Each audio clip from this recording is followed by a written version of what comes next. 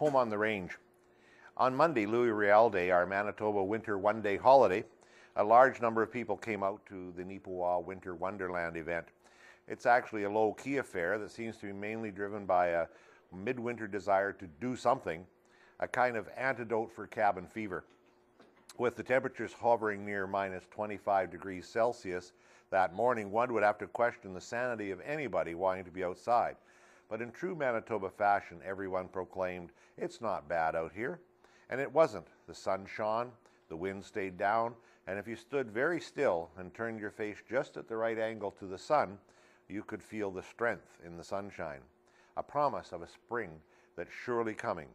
Kids skated, horse-drawn sleigh rides were staged, hot chocolate and hot dogs were served up. A good time was had by all. But there's more to this story.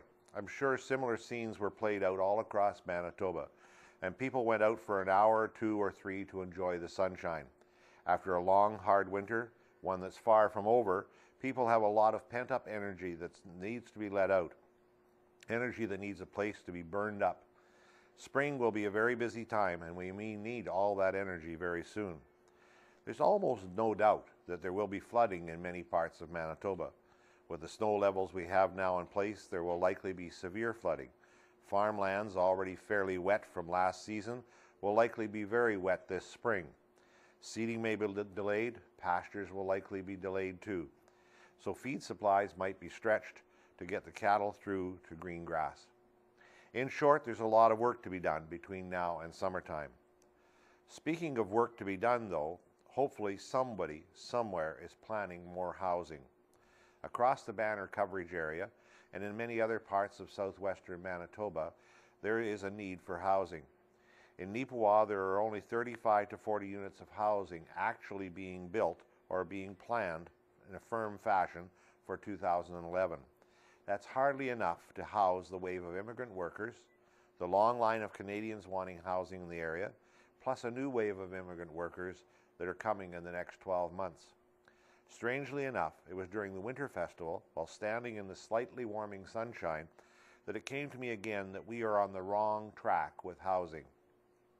It's a recurring thought. Housing in cold climates can take two extremes. The Aboriginals and Inuit of olden days housed themselves in very primitive ways. They built igloos or tents, primitive shelters for sure, but they did survive. It was just as cold 200 or 300 years ago as it is now, and they survived. Fast forward to today, and a family of 2 with a couple of kids think they need a $300,000 mansion to survive in this environment.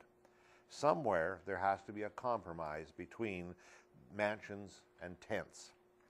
Primitive shelters don't cut it, but do we have to spend as much money on housing as we do today? One needs to understand that the first-time homeowner's needs could be filled with a much smaller home. Drive down any street in a small town or in Winnipeg, and you will see some very small homes that were built in the 1940s and 50s. Homes as small as 550 square feet or 700 square feet served families well in days gone by. There are houses, these houses are still being lived in comfortably in Winnipeg. They're only 500 square feet, sometimes even a little less. We need to readjust our thinking. Entry-level housing needs to be smaller, more efficient, and expandable. A house needs to have the structure and roof line that will allow expansion in the years ahead. Let's face it, a 24 by 24 home allows for a 12 by 12 bedroom, a smaller second bedroom with a bathroom beside it, and a 12 by 24 kitchen dining living room area. Hundreds of old homes have space dimensions just like that, and there's a good reason for it. They were affordable. We need to look at many different housing options, including size adjustments, having on-slab construction with no basements, and other options. Let's face reality. If we were forced to be out in the tundra in a blizzard, an igloo would look pretty good. Our reality is that we can do a lot better than an igloo or a tent, but we need to stop thinking in castle mode for at least a portion of our housing market. Neepawa needs another 250 units of very affordable housing in the immediate future. We will either find a way to build them, or we will lose a major opportunity. The same problem, to varying degrees, faces almost all rural towns.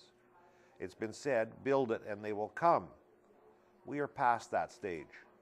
They, meaning both immigrant and Canadian folks, are already here. If we don't build it, they will leave. Thank you.